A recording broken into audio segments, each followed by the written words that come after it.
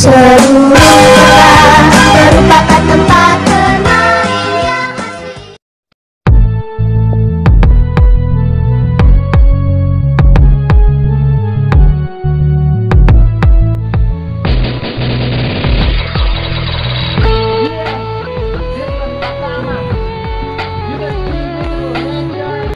Assalamualaikum warahmatullahi wabarakatuh. Ketemu lagi bersama saya Edward Sani di channelnya saya sendiri. Pada malam hari ini saya akan bercerita lagi tentang kampung halaman saya, yakni Pasaman Barat. Saya akan menceritakan sebuah buku yang sangat penting lah mungkin untuk dipelajari gitu. Khususnya bagi masyarakat Pasaman Barat atau pemuda-pemudi yang ada di Pasaman Barat. Malam ini kita akan membahas tentang sebuah buku warisan sih sebenarnya. Buku ini saya dapatkan dari almarhum atau mendiang kakek saya yang udah lama telah tiada. Buku ini coba kita tengok bukunya ya.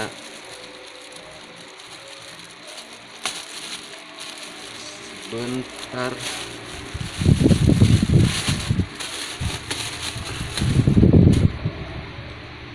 Oke, ini dia bukunya.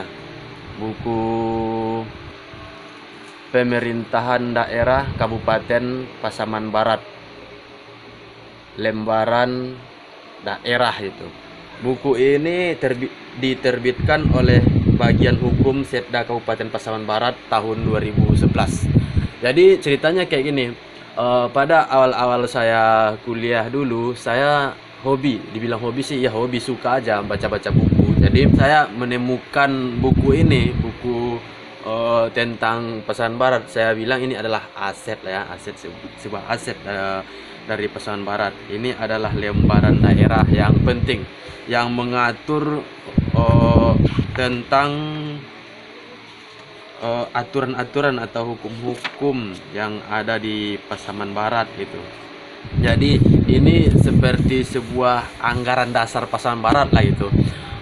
Karena Pasaman Barat itu adalah pemekaran dari Kabupaten Pasaman gitu. Kabupaten Pasaman itu dimekarkan, yakni lahirlah Pasaman Barat pada saat itu. Jadi dibikin sebuah anggaran dasar atau undang-undang dari Pasaman Barat itu sendiri. Ya, kenapa saya bisa mendapatkan buku ini? Karena saya dapatkan dari sang kakek. Kakek ini adalah termasuk salah satu tokoh pemekaran Pasaman Barat. Kakek ini termasuk salah satu tokoh pemekaran Pasaman Barat, tapi tidak tercatat dalam buku sejarah pemekaran Pasaman Barat gitu.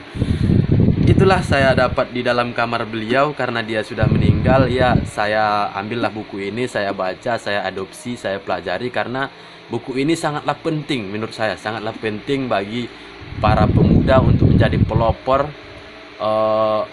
pengembangan Pasaman Barat gitu. Semuanya ada di sini menurut saya. Peraturan daerah Kabupaten Pasaman Barat nomor 1 tahun 2011 tentang pajak air tanah. Nah, semuanya diatur di sini. Kita bermasyarakat, pemerintahan daerah itu semuanya udah ada aturannya di sini. Jadi mungkin rasanya buku ini cetakannya terbatas. Kenapa bisa kakek saya mendapatkan buku ini ya? Saya nggak tahu. Mungkin sepak terjang atau rekam jejaknya dulu mungkin lebih ngeri lah dari ketimbang saya ya. Tapi toh perjuangannya tidak dituliskan di dalam sejarah. Saya cukup prihatin sih menceritakan perjuangan beliau gitu. Saya harap saya bisa melanjutkan apa ide-ide atau cita-cita dari kakek. Kakek mempunyai cita-cita ingin membuat sebuah yayasan atau sekolah di tanahnya sendiri. Saya berharap saya bisa melanjutkan ide atau gagasan beliau. Itu makanya saya belajar. Saya hobinya belajar bukan bekerja. Oke, sih bekerja itu bisa mendapatkan uang, bisa menghidupi keluarga, bisa menghidupi diri pribadi. Tapi saya berpikir dengan belajar bisa mendapatkan pemikiran, bisa mendapatkan kepintaran. Untuk saat ini belum bisa mendapatkan uang, oke, nggak apa-apa, tapi bisa mendapatkan pahala dari apa-apa yang kita pelajari, apa-apa yang kita dapatkan, bisa kita ajarkan kepada orang-orang, diterapkan oleh orang itu, ya kita mendapat pahala. Kalau untuk mendapatkan uang, kita bisa hidup sehari tidak meminta sama orang lain, tidak menyusahkan sama orang lain, udah cukup gitu, sampai di situ aja untuk bekerjanya. Saya rasa inilah faktor dari orang-orang tidak suka mungkin sama kakek saya, karena dia kesehariannya tidak bekerja, dia cuma berusaha mengembangkan pemikirannya, keinginannya, jiwa-jiwanya dalam buku-buku yang ia baca, lalu ia tuliskan dan dia ketik di dalam tulisannya. Ya, saya baca, saya pelajari. Ya, mungkin inilah salah satu alasan kenapa saya di DO dari kampus. Kemarin saya bilang kan saya di DO dari kampus. Ya, inilah salah satu alasan yang mungkin kenapa saya bilang salah satu alasan, karena di negeri kita ini tujuan pendidikan itu tidak dalam semestinya lagi, tidak di dalam alurnya. Tujuan pendidikan itu adalah mencerdaskan kehidupan bangsa, bukan memperbodoh kehidupan bangsa. Yang terjadi pada saat sekarang ini, saya rasa ya memperbodoh kehidupan bangsa, tidak mencerdaskan lagi gitu.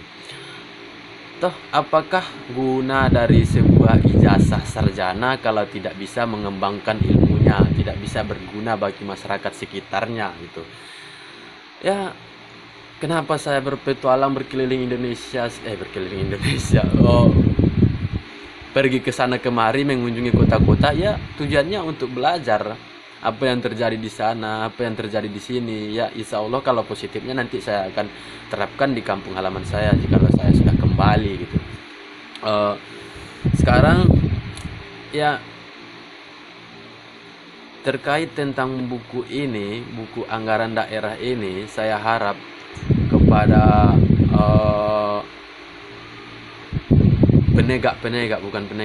kepada petinggi-petingginya pemerintahan Kabupaten Pasaman Barat sekarang yang lagi hangat-hangatnya kampanye atau politikan pemilihan kepala daerah untuk menjadi Bupati Pasaman Barat. Ada 5 calon. Jadi saya harap siapapun yang terpilih nantinya, jikalau dia menjadi Bupati Pasaman Barat, ya perdayakanlah SDM yang ada, perdayakanlah sumber daya manusianya. Banyak loh pemuda-pemuda Pasaman Barat itu yang berpotensi, yang mempunyai akar pemikiran yang sangat kreatif. Ya, dipanggillah satu-satu gitu. Mungkin mereka masih tersebar di seluruh pelosok negeri, belum kembali kepada kampung halamannya.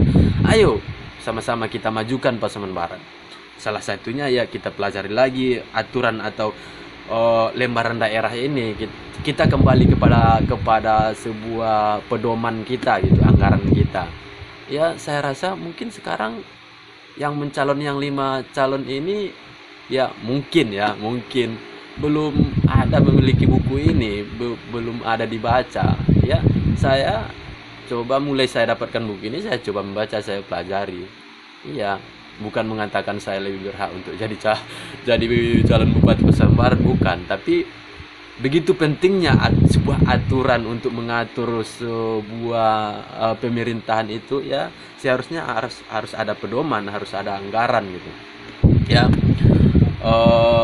terkait tentang video saya kemarin ya, kenapa saya menceritakan kisah saya dengan Bang Agus Susanto, ya itu hak saya pribadi, bukan untuk kampanye, bukan untuk segala macamnya ya. Terkait judulnya gitu ya, ini sangat lucu sekali. Saya bilang untuk jadi seorang pemimpin itu kita mesti paham cara berperang. Ya, beberapa hari setelah video saya tayang di YouTube, ya terjadi peperangan juga antara calon nomor ini dan calon nomor ini ya. Oh, peperangannya bukan kayak gitu, bukan ya berperang lah mendapatkan hati masyarakat, maksudnya iya ke situ maksudnya. Bukan berperang politik, ini berperangnya tim sukses ini bawa parang, nonjokin tim sukses yang ini itu segala macamnya dimasukin ke penjara, bukan kayak gitu berperangnya. Kita itu jangan primitif lah pemikirannya sebagai masyarakat Pasaman Barat, ya harus berkembang pemikirannya. Ini dibilang berperang ya malah memang betul-betul berperang. Jangan eh, kepada nomor ini dan nomor ini ya akur-akur lah gitu. Ya mungkin bapak-bapak yang mencalon ini mereka akur, tapi tim suksesnya yang kurang akur menurut saya. Tim suksesnya kurang akur. Jadi walaupun nanti mereka yang terpilih, mereka tetap akur, mereka tetap bersenda gurau, tapi kita udah bacok-bacokan, udah tonjok-tonjokan, udah ini segala macamnya. Jangan. Oke. Kemarin permasalahannya tentang kalender ya. Serahlah dia mau bikin apa, kan ada aturannya, ada aturan mainnya. Kalau dia memang melanggar ya serahkan kepada yang berwajib, itu aja udah. Jadi terkait tentang kepemimpinan Pasaman Barat itu harus pandai berperang. Berperangnya gimana? Berperang untuk mendapatkan hati masyarakat, bukan berperang untuk menghancurkan masyarakat dan mengadu domba masyarakat, bukan ya. Saya ucapkan terima kasih banyak kepada kawan-kawan yang telah menonton video saya atau opini-opini saya tentang apa yang terjadi di kampung halaman. Kenapa saya sering membuat video tentang Pasaman Barat? Ya mungkin saya sudah terlanjur cinta lah kepada Pasaman Barat itu. Saya tidak ingin siapapun menghancurkan Pasaman Barat, siapapun orangnya saya tidak mau, apapun tujuannya. Ya Pasaman Barat itu keunikannya letaknya di situ, perbedaannya sama seperti Indonesia. Ada Pulau Sumatera, Pulau Kalimantan, Sulawesi dan Papua dan segala macamnya. Ada ras, suku dan budaya yang berbeda-beda ya. Pasaman Barat itu kayak gitu juga. Dia indahnya karena perbedaan. Itu harmonisnya itu karena perbedaan. Jadi saya harap kepada rekan-rekan, kawan-kawan, sahabat-sahabat atau konco-konco, dongan-dongan yang ada di Pasaman Barat, kita itu berbeda tapi kita tunjukkan keharmonisan kebersamaan kita yang ada di Pasaman Barat. Apalagi sekarang hangatnya pertempuran atau perperangan politik menjelang pilkada. Saya harap sih kayak gitu ya. Mengenai isi buku yang saya pegang ini ya, siapa yang ingin sharing lah, saya bagi, nanti saya copy per lembarnya ya. Kalau memang boleh saya tanyakan dulu kepada orang yang lebih tahu ya. Tapi kalau buku ini saya tidak mau memberikan kepada siapapun, saya akan pegang sendiri. Apapun yang terjadi saya akan pegang sendiri. Soalnya ini saya harus pelajari. Nanti suatu saat nanti saya pulang ke kampung halaman, udah bisa ikut serta terjun dalam dunia politik untuk mengembangkan Pasaman Barat untuk maju ke depan. Saya siap terjun ya, sesuai apa yang dibilang oleh sesepuh atau senior saya. Politik itu adalah barang yang sangat kotor, lumpur-lumpur yang kotor. Tapi apabila tidak dapat terelakkan lagi, maka terjunlah. Itu sebuah kata-kata yang dibungkus oleh sesepuh atau senior pendaki Soe Hokgi itu. Ya saya cukup kagum kepada dia. Saya sering baca buku-buku tentang dia, seorang pelopor atau penggerak. Jadi jika suatu saat Anda ingin terjun ke dunia politik, ya terjunlah, tapi harus siap dulu gitu. Yang terjadi di kalangan masyarakat sekarang ini, belum ada apa-apa, belum ada tahu menahu tentang politik, dia langsung terjun, ya terjadi gitulah, peperangan, tonjok-tonjokan, saling hujat gitu. Dia cuman mendapatkan 1 batang 2 batang rokok, 1 gelas kopi cuman di kedai, udah berani berperang sama temannya sendiri ya. Kayak gitu yang terjadi, bukan ya. suatu saat nanti saya harap saya bisa kembali ke Pasaman Barat untuk memajukan dan membuat sebuah gebrakan atau pergerakan di bidang pemuda lah khususnya gitu. Pasaman Barat itu mempunyai potensi yang sangat kuat di bidang perkebunan dan pariwisata.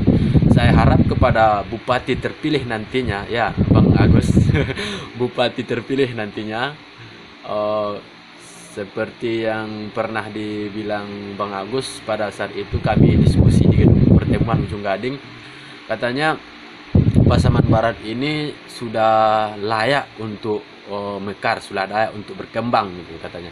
Pasaman Barat, kenapa orang bilang Pasaman Timur? Pasaman Timur itu tidak ada, yang ada Kabupaten Pasaman katanya kan. Kalau kita ingin ada Pasaman Timur, ya toh mekarkan Pasaman Barat, bikin Pasaman bagian utara gitu, Pasaman Utara. Jadi Pasaman Timur ada, Pasaman Barat ada, Pasaman Utaranya ada. Itu cita-cita, bukan cita-cita sih, itu rencana kami pernah diskusi seluruh mahasiswa, pemuda, pelajar dan masyarakat pada saat itu, caleg-caleg terpilih dan pemimpin-pemimpin dan tokoh-tokoh besar yang ada di Pasaman Barat di Ujung Gading pada saat itu. Ya, Bang Agus Susanto mengatakan kayak gitu. Pasaman Barat itu harus dimekarkan, harus ada Pasaman Utara. Itu ide dan gagasan pada saat itu. Supaya Pasaman Timurnya ada juga. Sekarang Pasaman Timur nggak ada. Yang ada itu Kabupaten Pasaman. Nanti ada Kabupaten Pasaman itu, Pasaman Timurnya ada, Pasaman Baratnya ada, dan Pasaman Utaranya ada gitu. Saya harap Bang Agus Susanto tidak lupa dengan ini, soalnya potensi pemekaran Pasaman Barat itu udah kelihatan, gelegatnya udah nampak gitu. Potensinya pun ada, dia bisa kita lihat loh dari segi pendidikan gimana Pasaman Barat udah berkembang belum, dari segi perekonomian gimana masyarakat Pasaman Barat udah berkembang apa belum gitu. Dari masalah kesehatan udah bisa kita buktikan sendiri gitu. Jadi saya harap kepada siapapun nantinya yang terpilih, walaupun bukan Bang Agus Susanto, jadi unek-unek saya ini atau gagasan saya ini saya harap ya bisa dipertimbangkan kembali kepada Bapak yang terpilih nantinya untuk menjadi kepala daerah atau Bupati Pasaman Barat. Jadi apapun yang terjadi nantinya, saya harap ya kita masyarakat Pasaman Barat tetap jaga persatuan dan persaudaraan. Saya rasa Pasaman Barat ini adalah daerah yang paling unik daripada daerah-daerah yang pernah saya tempuh, saya pijaki selama ini gitu. Karena di sana banyak sekali suku, ras dan budaya yang berbeda-beda. Orang Jawa ada di sana, orang Mandailing ada di sana, orang Minang ada di sana. Ya, unik. Thank you, mungkin video saya sampai di sinilah dulu. Unik-unik saya sudah tersampaikan, ya semoga bermanfaat. Semoga rekan-rekan atau kawan-kawan terhibur dengan video ini. Terhibur sih mungkin tidak, soalnya saya bukan untuk menghibur. Saya hanya ingin menyampaikan apa yang saya rasakan. Selama ini saya jadi mahasiswa, saya sering diskusi, tiap malam diskusi. Pagi bangun tidur diskusi mau ke kampus. Di kampus bukan belajar malah diskusi. Malamnya minum kopi ya diskusi, berbicara dengan teman-teman, kawan-kawan, berinteraksi. Ya, sekarang saya sudah merasa sendiri. Apalagi yang bisa saya ajak diskusi kalau bukan kamera gitu. Saya sekarang berbicara dengan kamera, berbicara dengan HP, berbicara dengan kawan-kawan yang menonton dan kawan-kawan yang mendengarkan. Jadi jika kawan-kawan merasa ada satu hal yang untuk didiskusikan, ya berdiskusilah kita di kolom komentar saya gitu.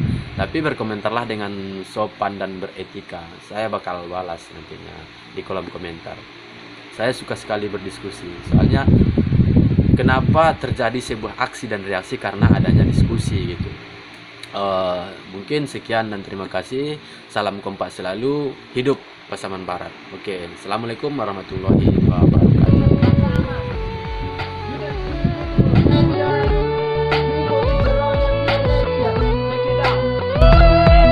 Hutan kelapa sawit hingga lebih ke pelosok tempatku berada tepian sungai yang berkelok, takkan pernah menyerah. Osman Barat selalu berdaki, ada kata berhenti hingga puncak paling tinggi. Begitu indah hingga di lembah melintang, bagian Osman Barat di mana tempatku berjuang. Keramahan tutur bahasa yang siliskan untuk menyapa, eratnya persaudaraan buat kami teguh bersama.